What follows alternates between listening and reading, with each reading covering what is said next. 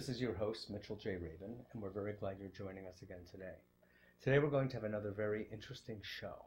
We have with us the author of this book, The Heart of Love, Dr. John Demartini, who is also a major contributor to this book and the very well-known DVD, The Secret. John has been on a path of learning and teaching for well over 25 years around the world. He has written more than 40 books, actually much in excess of that, but it's too much to actually say. And he's well known for the processes, the teachings that he has been coming forth with. He is a philosopher. He is a wisdom teacher in so many ways. He has something called the breakthrough process, which has been helping people internationally get to another level of themselves, to reach down deep into themselves, and actually to help them manifest most consciously the law of attraction, to make their lives into something really, really vibrant, worthwhile, meaningful, and happy. So we're very glad to have John on the show today because he's done so much for so many people, and he's a lovely guy, and it's really a pleasure to have you on. Thank you for having me. Absolutely, absolutely. How is it that you kind of came to doing what you're doing at this current point? I mean, you used to be a surfer living under a park bench or something like that in California. What was it that turned the tide, if you will? Well, it's true. I was in the 60s. I lived kind of on the streets. And Was it comfortable? Well, it had its pains and pleasures. There was some fun. Like everything else. Yeah, there's pains right? and pleasures. But I ended up living in Hawaii. I was there to surf. I dreamed about being a surfer, big wave rider on the North Shore. So I made it to the North Shore. Yeah. And I lived under the Sunset Bridge. And then finally I was social climbing and moved to a park bench. And then social climbed again into the park bathrooms to get dry. And then finally I got me a little tent and a grass house. And I did really well social climbing until that point, and then I ended up having strychnine poisoning, almost dying. And it was shortly after that that I was led to a yoga class where I met Paul C. Bragg. And Paul Bragg, you would know, I'm sure, from Bragg's amino acids. Sure. Gary Null was a byproduct, and Jack LaLanne was a byproduct. Did he also was he involved also in water? Water. Very much so. Now, I just had dinner the other night in Honolulu with his daughter, who we don't know her age, but it's somewhere in the 90s. And she is the most vibrant lady you've ever met, amazing lady. Her name is Patricia Bragg. But anyway, it was Paul Bragg who, in 1972, November 18th, I believe, it was the opportunity I had to meet with him. Around Sagittarian time. Around Sagittarian time. I had the opportunity to meet with this gentleman and listen to him lecture. And he's the one that introduced me to The Secret. And he's the one that said that we have a body, we have a mind, and we have a soul. And when the body is guided by the mind and the mind is guided by the soul, we have maximum potential. And he talked about the power of visualization, the power of thinking, the power of what we say to ourselves. And he's the one that gave me my first affirmation that I took consciously. And that was, I am a genius and I apply my wisdom. Up until that point, I'd never read a book. I had dropped out of school. You had never read a book? I'd never read a book till I was 17. I had dropped out of school. I had learning difficulties when I was a child, and that's why I went into sports and lived on the streets. And it was he that inspired me to believe in the possibility that I could do something amazing with my life. And from that day on, which is 34 years plus ago, I've been focused on what I'm doing, and I wanted, that night I dreamed about being a teacher, healer, and philosopher, and traveling the world and doing something like this that a gentleman had done and inspire people. So I've been blessed now for 34 years plus to do it. Yes, to do that. We've been blessed from the beginning to even meet him and go through what you had to go through, the social climbing, etc., to get to the point of being able to hear what he had to say. Well, I think he was so present and he was so certain and so loving about what he did that anybody in that room was affected by it. I mean, he had us go through a guided imagery experience that when we came out of it, I looked around the room and everybody was in tears. And I looked up at him at the front of the room. He was sitting with his hands on his knees and his head was up and his eyes were closed, and you could almost read his mind. It was like he was saying, "Thank you, God, for revealing to these young souls their destiny." And it was a true inspiration, epiphany, I guess you could describe it as. Yes. I saw a vision of me speaking to 1 million people. And today, I've been blessed to speak to 1.5 billion people now in the last decade. 1.5 billion? Yeah, it's a lot of people. Oh my God. Now, that is, of course, through the medium of television. A lot of it's through medium, radio, television. Books. Well, that's not including books, but just speaking in some form, some medium. That's so, my God. Yeah, it's a lot of speaking. It's a lot of speaking. Do you sing also? Pardon me? Do you sing also? In the shower. In the shower. Sometimes when I'm flying or something. Yeah. Anyway, it's a good thing. It's a nice counterpoint. No, I've been blessed. Yeah, it's extraordinary. It's a beautiful story. And, you know, I interestingly teach a study group in the law of attraction, and it's not because it's new to me whatsoever. It's because your contribution and others to The Secret has helped to make this so popular. Whereas many of us who've been kind of tuned into a path of self-understanding recognize that the law of manifestation is sort of the law of the universe, the law of resonance, etc. So thank you for making it so popular. Well, I did a small part. I'm thankful to Rhonda Byrne, who is the one who had the vision to do it, and just so happened that we got to participate in it. But I do believe that the universe is kind of an infinitely, eternally transforming universe based on consciousness intending manifestations. And we are here to master ever greater manifestations. And our innermost dominant thought and our innermost dominant feeling does create. There's no question about that. There's no question about it. I've been blessed. I set out to do what I'm doing, and I've been blessed to do it. And I know it's because I followed those principles. Exactly.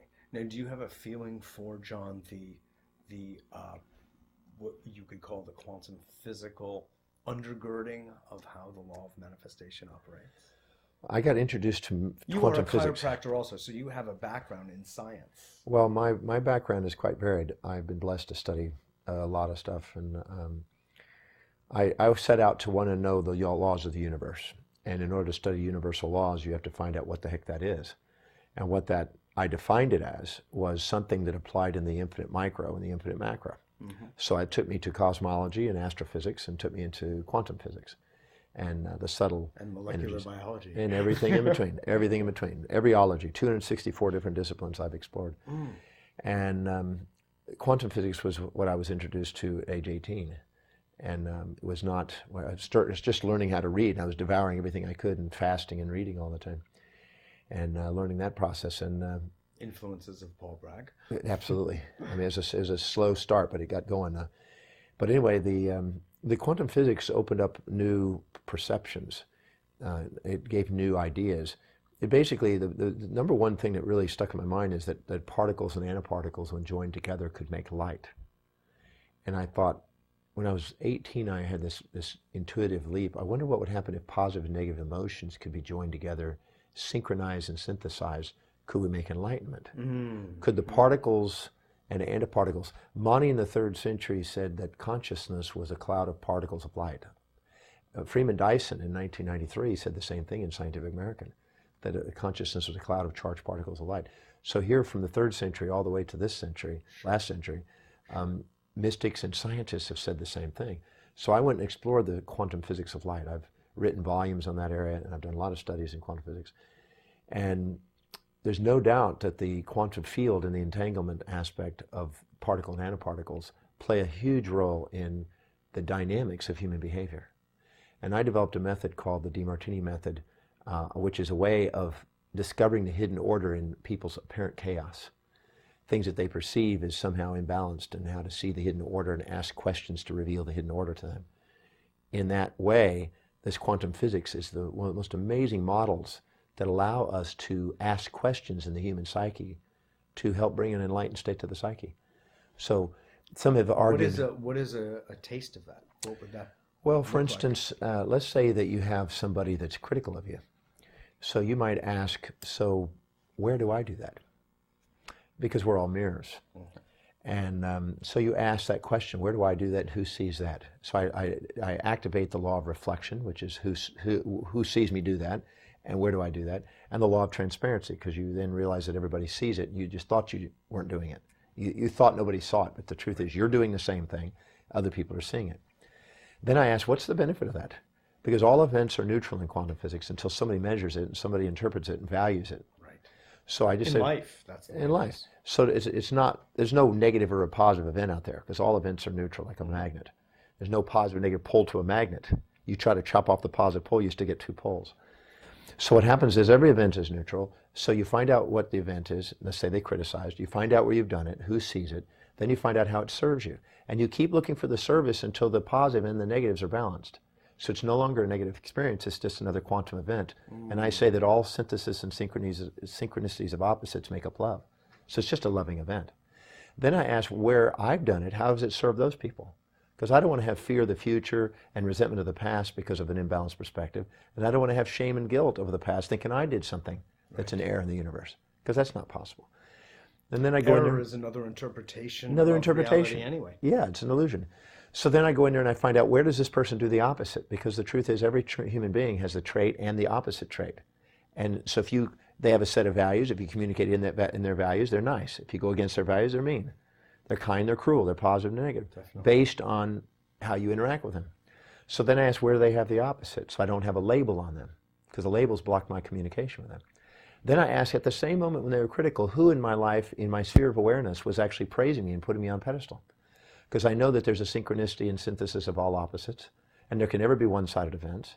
And if I see one-sided events, it's my illusion, and it's my placement.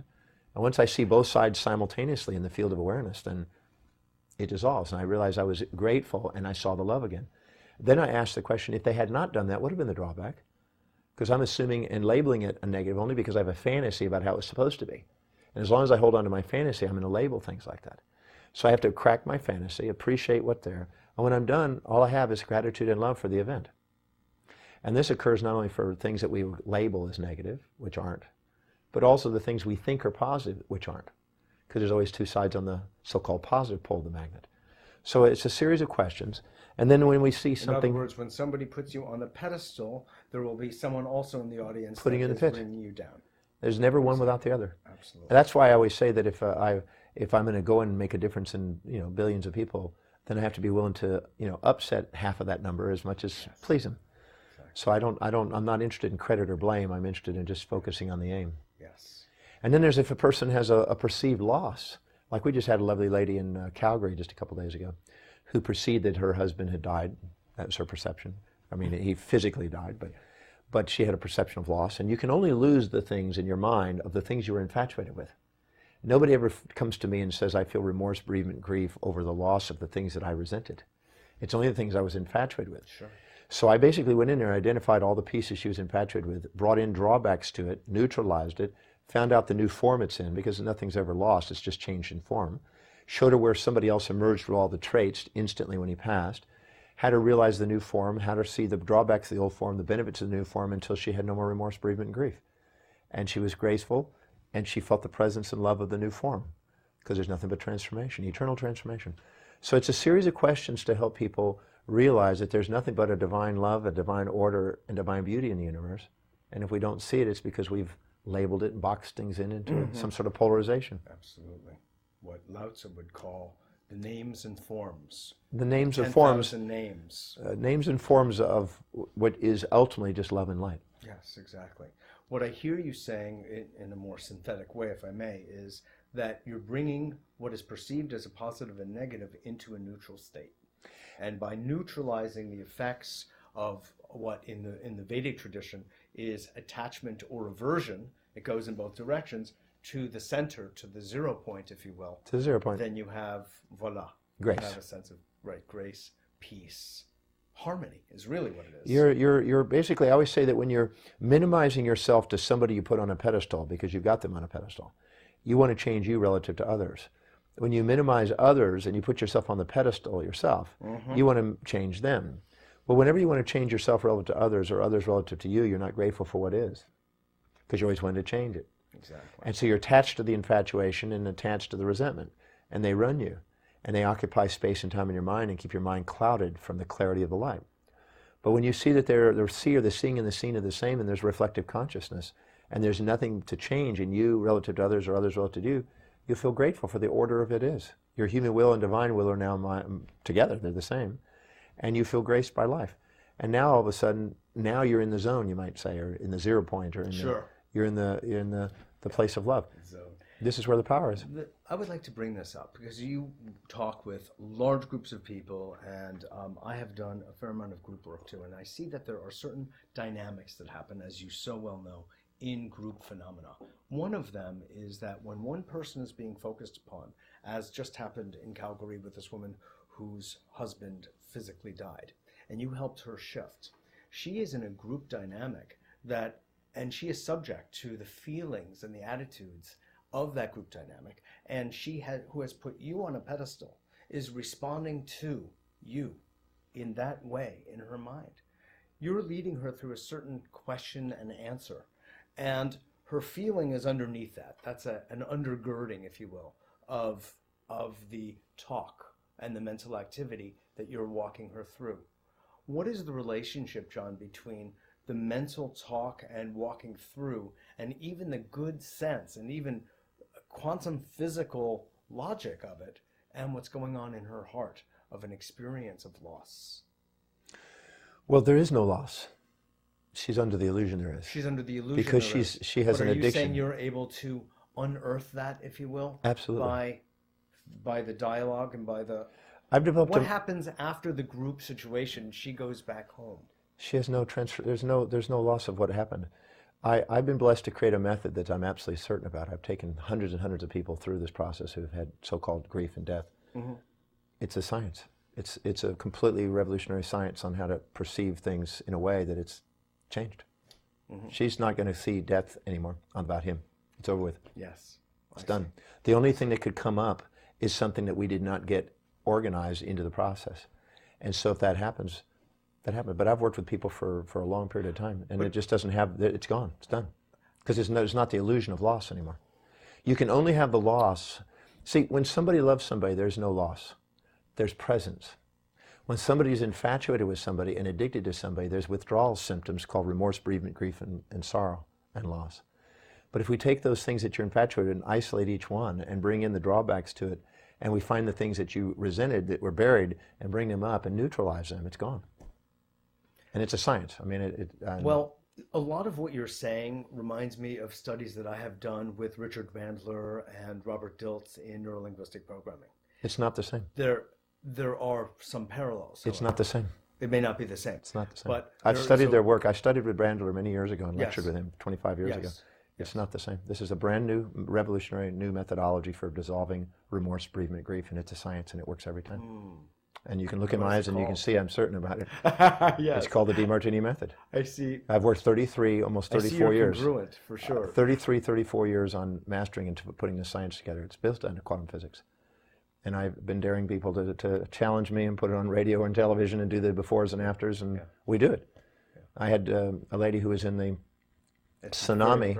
I did a lady who was in the tsunami who had her son die and her husband die and two of her best friends die when a wall of water hit her on Christmas Day, right? And I took her in 3 hours and 20 minutes. We took her and we had her before and after on the radio show, and she said that was one of the most amazing things of her life, and she's grateful for the whole event. And this is after 3 hours and 20 minutes. Then she went out and dyed her hair. She was 69 years old, went out with a 48-year-old guy after that, and went on with her life. We had another one that had a Down syndrome son and lost his son or whatever, supposedly. And we went through the process in 2 hours and 30 minutes. And all of a sudden, he was fine. Him and his wife came on the radio show and said it's the most amazing thing. They feel the presence of their son now, and it's not a loss. So I'm absolutely certain about it. Yes. And I'll not stop until people get to know about it, because people are still living in the illusion that it takes days, weeks, months, or years to dissolve things like that, and it's absolutely not true. I understand. I mean, pretty soon you'll be getting it done in about 5 minutes, I have a feeling, at this rate. Well, I don't know. I don't know if it's going to be 5 minutes. I have occasionally done one. We have had people that have taken maybe 45 minutes, but the shortest I think I've ever done that in 20 minutes. Well, usually it takes a few hours. I was only kidding anyway. Yeah. But, you know, I do want to cite, and this isn't a challenge to what you're saying whatsoever. It wouldn't matter anyway, because I'm certain about it. Yeah, right, exactly. But that's not the point. The point that I want to raise here is that, first of all, I see a lot of things in the universe actually reflecting each other according to lots of laws. And things come from here and things come from there, and then people come along and synthesize and resynthesize information according to a new paradigm, or that works according to their nature, and then the nature of the people who they attract. So it's all perfect. It's the way it should be. But see, that's an insinuation that this is something that only works for me and my students. But let me explain something to you. I wouldn't go that far. Well, let me say, sure. This works, and I can teach you this, and you can do something with somebody tonight. And you can duplicate this. It's a science. It has nothing to do with human behavior or me or my influence. It's a science of questions that transform human perceptions and guarantees love and guarantees it. Guarantees an open-hearted experience every single time if you apply it. And I mean that so sincerely that I'm not stopping until everybody on the planet gets to know about it. Hallelujah. Well, because it's not a theory. It's not a theory. It's not a neat idea. Sure. It's a science. It's built out of science. It's built out of deep mathematics and physics. It's been built out of something on working with hundreds of people, working with deaths, and thousands, literally 40,000 people have gone through this process. It works every time. Let me ask you this. If we're applying it to the particular domain of dying and loss and grief and all that. Any conflict. Any conflict, I understand. Any issue. Any internal conflict within a person, any incongruency in their physiology, any death, any loss, it really doesn't matter. But let me ask you this. Why, since we did mention this woman in Calgary who lost her, quote unquote, her husband, why is it, how do you understand that within every single primary religious context, the major religions and minor, there's always a place for grieving in the Christian, in the Jewish? Can I explain that? Yeah, absolutely. Because most of the religions of our world today are anthropomorphic projections of human images of their own value system projected onto deity, instead of an honoring of what the divine order of the intelligence of the universe and the true order and laws of the universe are. We get caught in the projection of our own idea of what divinity is and create religions around that.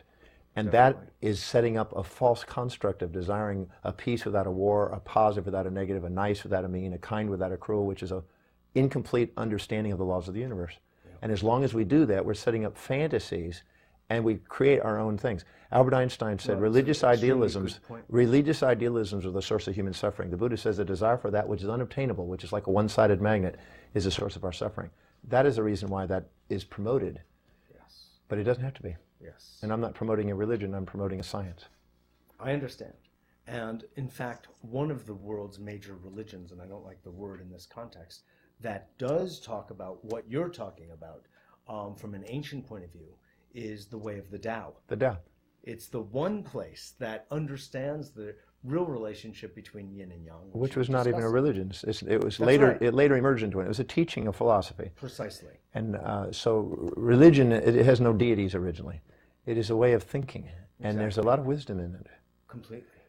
But this is still something that's a little different than that. It incorporates pieces of Taoism. But it's not Taoism. Because it's something that it doesn't matter what your race or creed or color or age or sex or anything. It doesn't matter if you're intelligent or non-intelligent, whether you're a young child or whether you're an older person.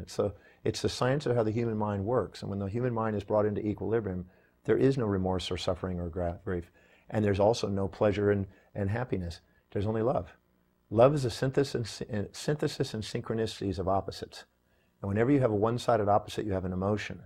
And that's where the attachments are. When you have a synthesis and synchronicity, you have grace and love. And those are not emotions, they are synthesis of emotions. And that distinction is not usually made. Most people are thinking that their infatuations are love. And when they have dopamine and enkephalons in the brain, they think that's love. And they don't realize that's addictions. And therefore they get a broken heart from their addictions. That's not what I'm teaching. This is not about an infatuation with a peace-driven thing. This is about a love. I understand. This distinction between infatuation or the giddiness that occurs when somebody sees someone that's to not whom love. They're attracted. I understand. That's what I'm saying. The true law of attraction. Making the distinction between that and love, which is a heavily marketed term, the most heavily next to sex, is such parading a misunderstanding that keeps everybody in. That's why I'm not interested in promoting that illusion. The true law of attraction is not the law of, oh, I want something that pleases me, pleasure. The true law of attraction is actually a synthesis of opposites. You're always getting support and challenge. Exactly. And the master embraces both the support and challenge in their sensory world and the support and challenge that they display in their motor world, their expression. And the master embraces both sides. They're Brahma, Vishnu, and Shiva, as they call it. You're honoring both sides because you're involved in transformation. Absolutely. And transformation is not one-sided. I'm not, when somebody says, well, you're constructive, I said, no, I'm transformative.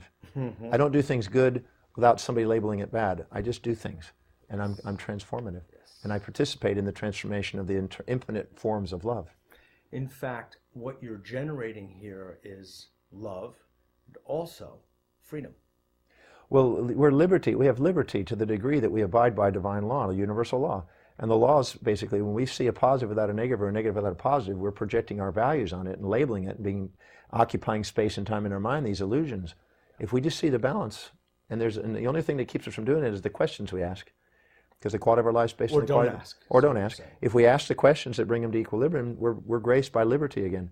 And liberty means that we're abiding by universal law. We have humbleness to divinity, therefore we're provided certainty for humanity. You know what? It just occurred to me that the base of the word liberty is actually liberation. Freedom. It's been a pleasure to have you. Thank you, Mitchell. Absolutely. It's been a great conversation. I really appreciate your clarity of mind in bringing this.